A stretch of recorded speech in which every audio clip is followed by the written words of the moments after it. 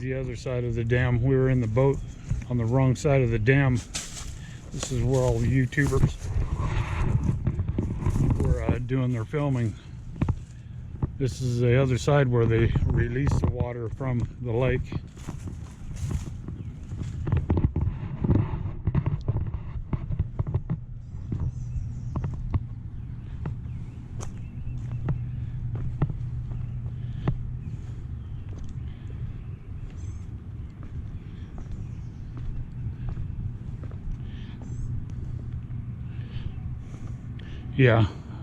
Yeah, this is the video I seen on YouTube. Right now the gates are open,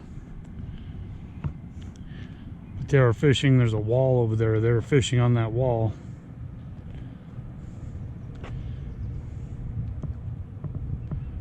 And I'm gonna do a little fishing here right now. Yeah, buddy. Beautiful. You got to see the campgrounds. I'll take another video of the campgrounds. I'm definitely going to camp here. I like it.